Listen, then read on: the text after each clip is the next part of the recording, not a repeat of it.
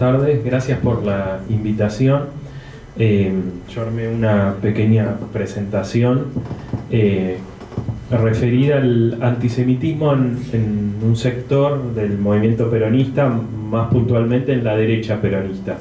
Esto tiene que ver con lo que fue mi investigación doctoral sobre justamente los orígenes y el desarrollo hasta el golpe de lo que yo denominé la derecha peronista, ¿no? O el peronismo de derecha, entendiéndola como un sector del peronismo que uno podría rastrear desde los años iniciales, ¿no? Incluso un poco antes, ya desde 1943, y que se mantuvo vigente, siendo bastante heterogéneo, hasta la dictadura, incluso años después, hasta la década del 80, y tal vez incluso hoy en día alguno podría encontrar algunos de estos sectores.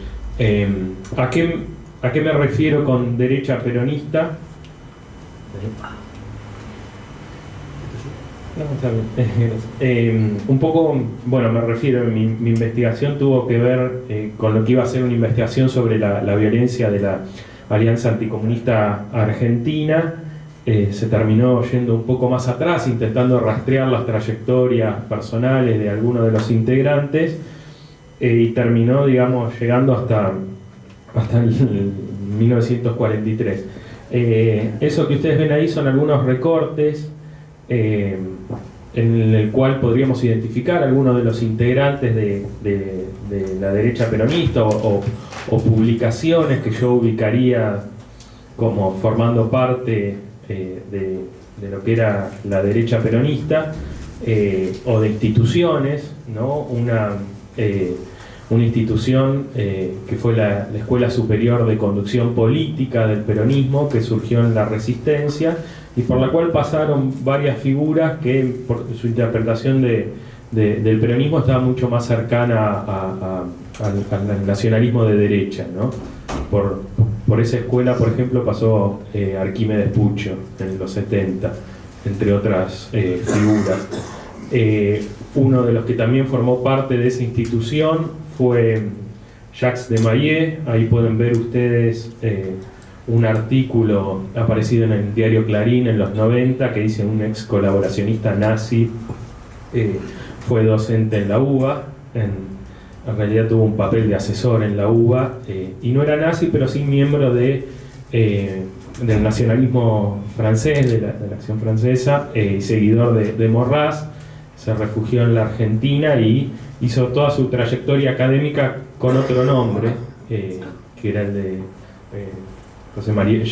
Jacques Desmayes, ¿no? Ese era el nombre francés, que no es el nombre real, y fue uno de los principales intelectuales de lo que es la derecha peronista. Y bueno, después ahí hay otra imagen de la publicación Mazorca, de la Guardia Restauradora Nacionalista, de la cual provinieron también varios de los integrantes de la derecha del peronismo. Para ir avanzando, entonces, ¿a qué me refiero con derecha peronista?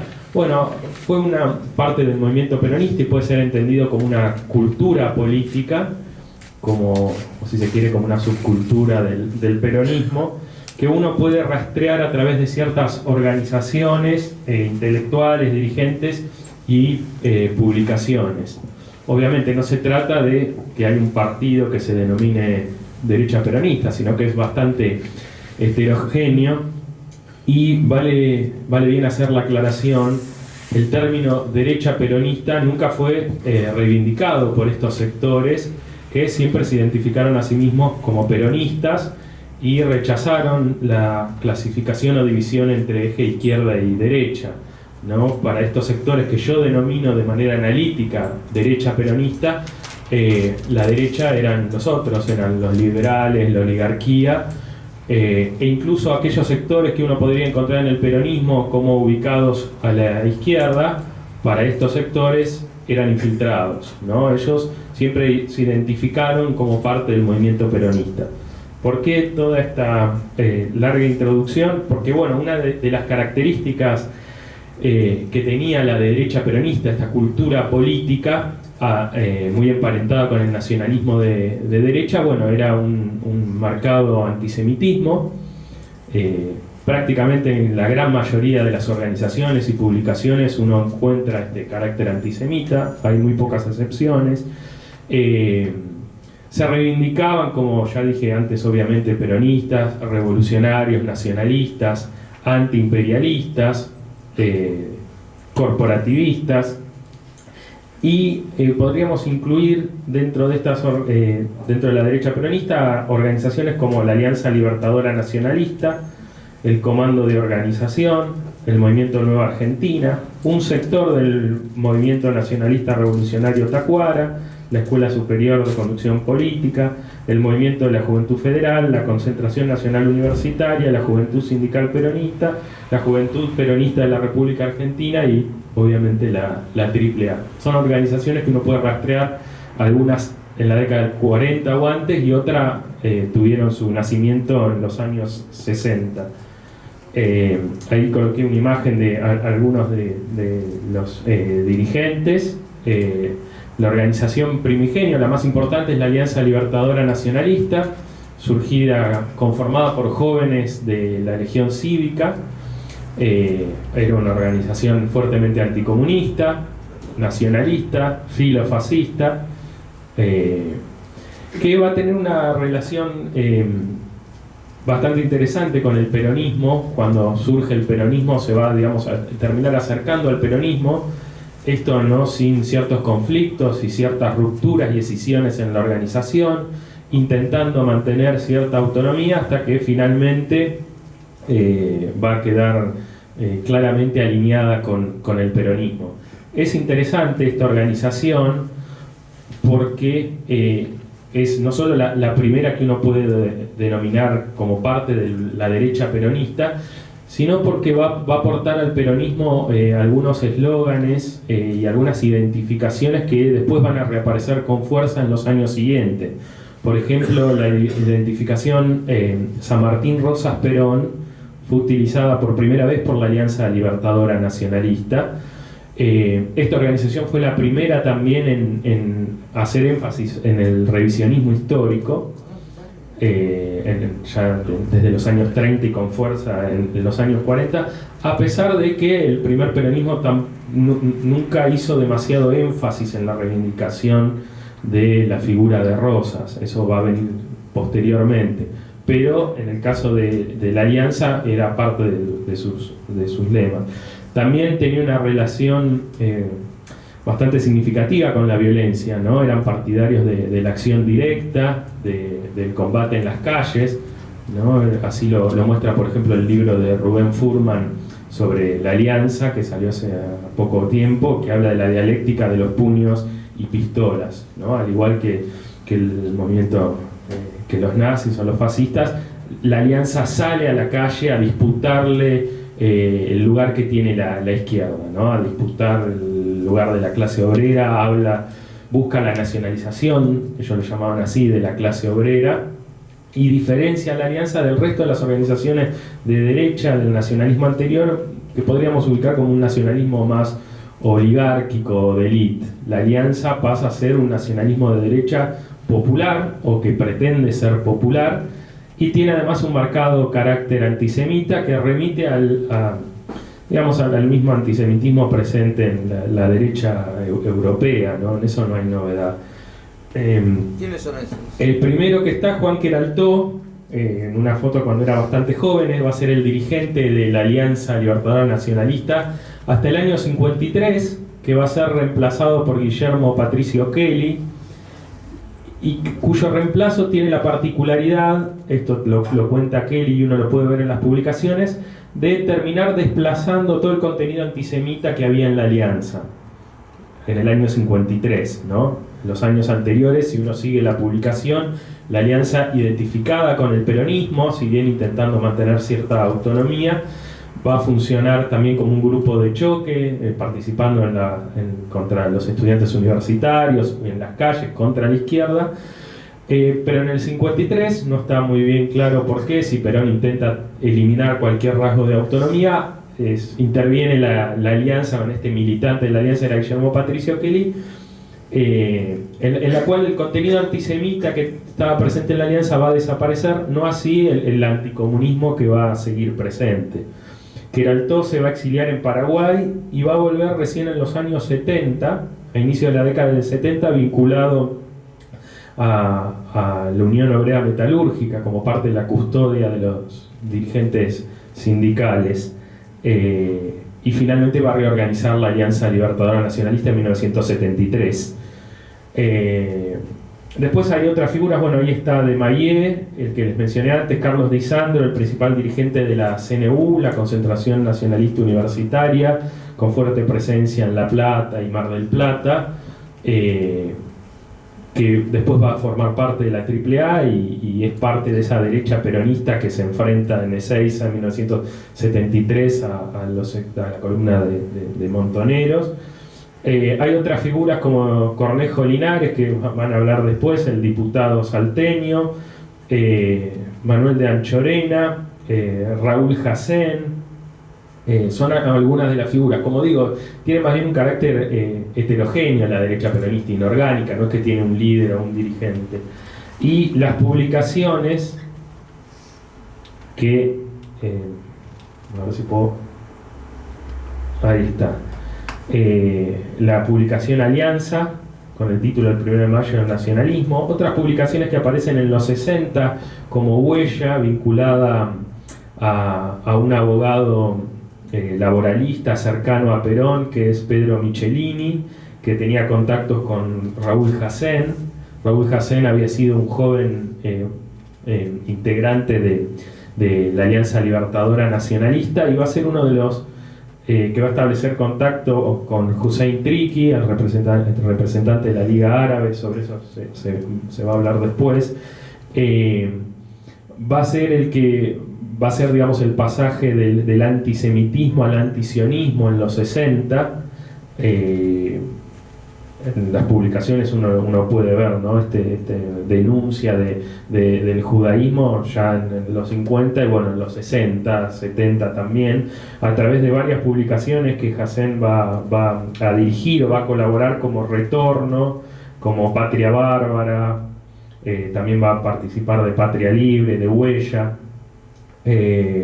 Y bueno, ahí en el extremo derecho tiene una publicación de Patria Bárbara con la figura de Mussolini en la portada, ¿no? Intentando igualar la figura de Perón con la figura de Mussolini.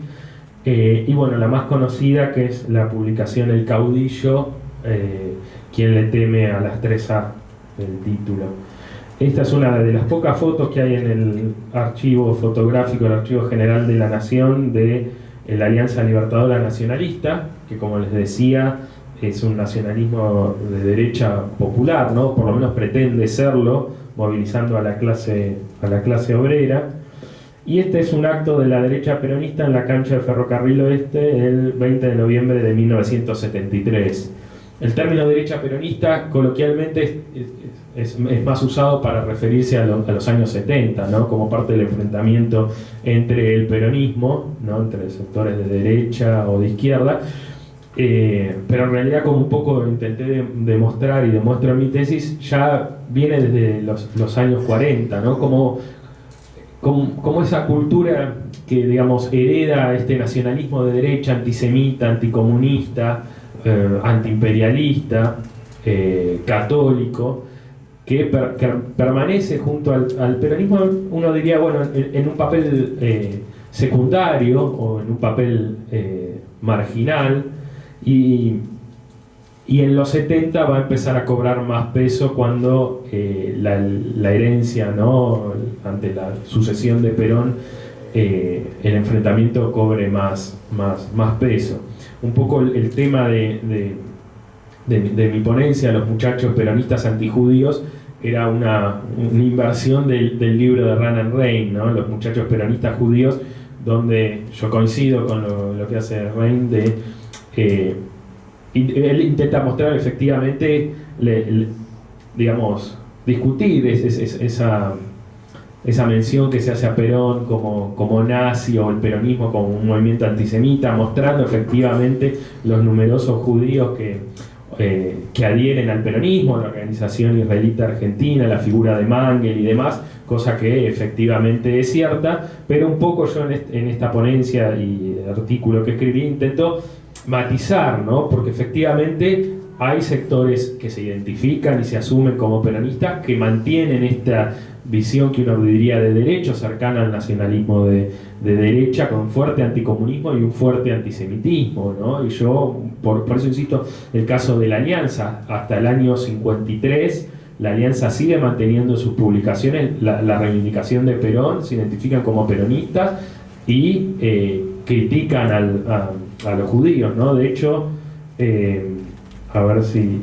Esta, por ejemplo, la viñeta que ustedes tienen a la izquierda, es una de las pocas viñetas que aparecen en el periódico de la Alianza, es del año 1947 y era una denuncia al gran número de judíos que aparecían en el censo, ¿no? Entonces, preocupado por la gran presencia judía en la provincia de Entre Ríos, donde en algunos lugares es más del 90% de la población, bueno, denunciaban eso y ironizaban ahí, remitiendo a la figura del judío con todas las características que tenía el antisemitismo clásico, ¿no? En eso no hay novedad.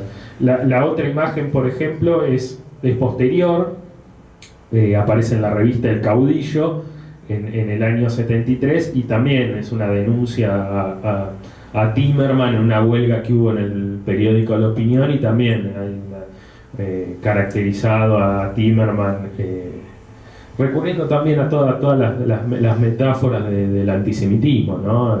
Vinculándolo al dinero, a la usura y demás. Si uno sigue, digamos, las publicaciones, eso es permanente, ¿no? La Alianza lo mantiene y va a seguir a lo largo de las décadas. Es cierto, en el 53 este antisemitismo de la Alianza desaparece, pero la gran mayoría de esos militantes pasan a formar parte de la resistencia peronista. Muchos siguen formando parte de Tacuara, y escisiones de Tacuara que se acercan al peronismo. Digamos, Tacuara se divide, esto, bueno, lo vimos antes, en varias fracciones. Algunas se acercan al peronismo, y se acercan al peronismo por izquierda, en tanto ven el peronismo como un vehículo de la revolución socialista, pero otros se acercan al peronismo por derecha, en tanto el peronismo es el único que puede combatir al comunismo, y se van a acercar manteniendo todas estas banderas que ya estaban presentes en la derecha peronista, como el antisemitismo, la denuncia del judaísmo, de la infiltración, la denuncia de la masonería, también la denuncia del liberalismo, y van a seguir formando parte de la resistencia hasta la década del 60. Ahí es cuando Di Sandro, un profesor peronista, va a dar inicio a un concepto que va a cobrar mucho auge en los 70, que es la palabra sinarquía, que hace referencia a la unión de estos poderes mundiales contra la nacionalidad, contra la nación, y en el cual Di Sandro ubica, bueno, al judaísmo, a los masones, a los jesuitas, a los liberales, a la Unión Soviética, como parte de este gran complot, ¿no? Eso es algo que permanece también en la derecha peronista, la idea del complot, de la conspiración, de los judíos como parte del comunismo, pero también del capitalismo, ¿no? La idea del complot, eso estaba presente en la Alianza en la década del 40 y sigue en estas publicaciones que uno puede ver en los 60, en el 70, y sobre todo en estas organizaciones que se van a reivindicar como parte del peronismo ortodoxo y que van a denunciar la infiltración, ¿no? Si uno ve la revista El Caudillo, las denuncias que hacen de la izquierda peronista o de Montoneros, bueno, a través del humor, por ejemplo, queda muy claro cómo asocian Montoneros con marxismo, psicoanálisis, judaísmo, liberalismo, ¿no? Como parte de ese gran cóctel, y cómo incluso insisten con el concepto de sinarquía a través de los 70. Mi tesis doctoral terminaba en el 76, no porque estos sectores de la derecha peronista hayan desaparecido, de hecho uno en la década del 80 los ve reaparecer a través de dos figuras, podríamos decir. Una es Biondini, que viene del peronismo. Él dice que estuvo en Montonero en el 70 y en el 73 rompió con Montoneros, pero bueno, no sabemos. Lo cierto es que el acercamiento de Biondini en los 80 y si uno ve sus publicaciones, es claramente esta cultura que yo decía de la derecha peronista, ¿no? Con todas estas metáforas, la referencia a la sinarquía que ya formaba parte de este sector del peronismo. Y la otra figura, por ejemplo, es Federico Rivanera Carles, que fue parte de la Escuela Superior de Conducción Política, fue el que tiene el trabajo también sobre la Semana Trágica y que entiendo que pudo acceder a varias fuentes que solo conservaba la policía gracias a sus afinidades ideológicas con sectores de derecha, ¿no? La policía. Pero, digamos, el periodo principal es este, un poco lo que intenté exponer de manera resumida es eso, recuperar la derecha peronista como parte de una corriente del peronismo, a través de ciertas publicaciones, de organizaciones, e insistir en que si bien coincido con lo que señala Rein de que es difícil clasificar o señalar a Perón o a las presidencias de Perón como antisemitas, sí Perón toleró la existencia de varias figuras antisemitas en el peronismo, como el padre Virgilio Filippo, Pedro Badanelli, o Talagano, por ejemplo, que fue rector interventor de la UBA. Y quería terminar con una breve mención a Talagano, en una entrevista que aparece el 6 de septiembre de 1983 en el programa Tiempo Nuevo de Bernardo Neustadt, ¿no? Él es invitado como parte del panel y ahí él dijo que planteó: no se puede ser peronista sin ser nacionalista y sin ser católico. Eso motivó un diálogo y una repregunta de los periodistas donde le dijeron: ¿no puede haber un peronista que no sea católico? Y Otalagano responde: no, un peronista que no sea católico es muy difícil. Pero el embajador argentino en Israel era judío, le dice el periodista. Bueno, era judío, muy bien, puede haber, pero en realidad la doctrina medular del peronismo es la concreción histórica del catolicismo, es la temporización del catolicismo. Un peronista no puede darse el lujo de no ser católico y no ser nacionalista, de lo contrario es una aberración. Mi condición de católico me impide ser antisemita, pero debo prevenir lo siguiente: que los judíos no tienen ninguna titularidad para tener injerencia e intervenir en la Argentina.